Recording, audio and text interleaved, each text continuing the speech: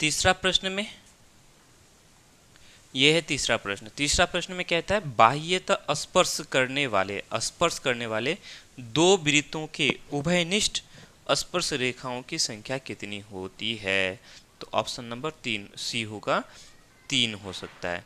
देखो सहूलियत के लिए मैंने पहले फिगर बना रखा है। दो वृत्त है, ठीक है, ये दोनों वृत्त हो गया, ठीक है।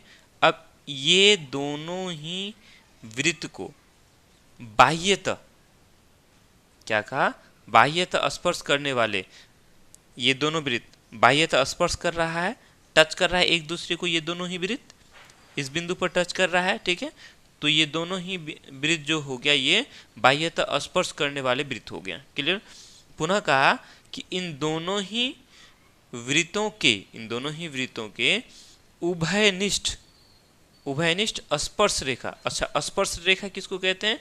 वह रेखा जो वृत्त को केवल एक बिंदु को छुए। स्पर्श करना मतलब छूना, टच करना, एक बिंदु पर टच करे, ठीक है। तो देखो हम अगर इस रेखा की बात करेंगे तो ये रेखा इस वृत्त को, इस बिंदु को स्पर्श कर रहा है, तो ये स्पर्श रेखा हो गया इस वृत्त का। और यही रेखा इस वृत्त को भी इस बिंदु पर स्पर्श कर रहा है, तो ये जो रेखा है इन दोनों ही वृत्तों का स्पर्श रेखा हो गया। एक तो ये हो गया। दूसरा अगर हम इस रेखा की बात करेंगे, है ना, तो ये जो रेखा है ये रेखा इस वृत्त पर भी स्पर्श कर रहा है और इस वृत्त को भी स्पर्श कर रहा है। मतलब ये जो रेखा है दोनों ही वृत्तों का ये स्पर्श रेखा हो गया, दोनों का ही हो गया। दोनों का ही होना को हम लोग कहेंगे उभयनिष्ठ, कॉमन, ठीक है। अब हम इस रेखा की अगर बात करेंगे तो ये रेखा जो है इस वृत्त का स्पर्श रेखा है, पुनः इस वृत्त का भी स्पर्श रेखा है, ठीक है। तो एक ये रेखा हो गया, एक ये रेखा हो गया और एक ये रेखा हो गया।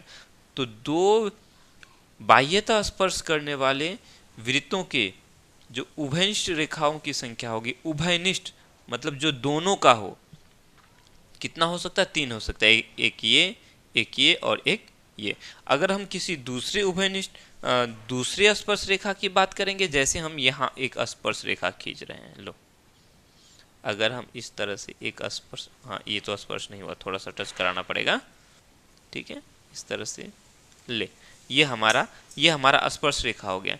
तो ये जो स्पर्श रेखा है किसका है? सिर्फ इस वृत्त का है। इस वृत्त का है क्या? नहीं है। तो हम इसको उभयनिष्ठ नहीं बोलेंगे, ठीक है। उभयनिष्ठ मतलब कॉमन, इंग्लिश ज़्यादा समझते हैं, ठीक है। तो उभयनिष्ठ मतलब कॉमन, उभयनिष्ठ, तो ये हमारा उभयनिष्ठ रेखा स्पर्श रेखा नहीं हुआ, ठीक है। यानी दो बाह्यतः स्पर्श करने वाले वृत्तों के उभयनिष्ठ स्पर्श रेखाओं की जो संख्या होगी वो कितनी होगी? 3 होगी। 1 2 3, इसके अलावा और नहीं हो सकता। तो ऑप्शन नंबर सी हो जाएगा। क्लियर? चलो।